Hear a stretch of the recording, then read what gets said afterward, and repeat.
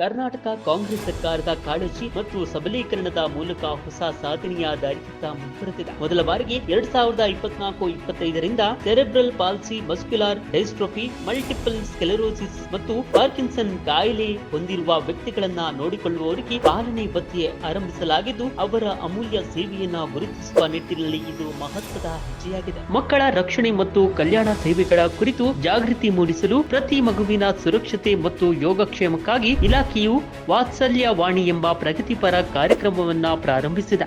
ಕಳೆದ 2 ವರ್ಷಗಳಲ್ಲಿ 278 ಮಕ್ಕಳನ್ನ ದೇಶದೊಳಗೆ ಕಾನೂನುಬದ್ಧವಾಗಿ ದತ್ತು ಪಡೆಯಲಾಗಿದ್ದು, 21 ಮಕ್ಕಳನ್ನ ಅಂತಾರಾಷ್ಟ್ರೀಯ ದತ್ತು ಪ್ರಕ್ರಿಯೆಯ ಮೂಲಕ ಅವರಿಗೆ ಪ್ರೀತಿಯ ಮನೆ ಮತ್ತು ಉಜ್ವಲ ಭವಿಷ್ಯವನ್ನ ನೀಡಲಾಗಿದೆ. ಪ್ರತಿಯೊಂದು ಯೋಜನೆಯು ಕಾಳಜಿ, ಮಾನವೀಯತೆ ಮತ್ತು ಪ್ರಗತಿಯ ಪ್ರತಿಬಿಂಬವಾಗಿದ್ದು, ಇದು ಕಾಂಗ್ರೆಸ್ ಸರ್ಕಾರದ ಶಕ್ತಿಯಾಗಿದೆ. ಪ್ರಗತಿಯೇ ಕಾಂಗ್ರೆಸ್ ಗ್ಯಾರಂಟಿ.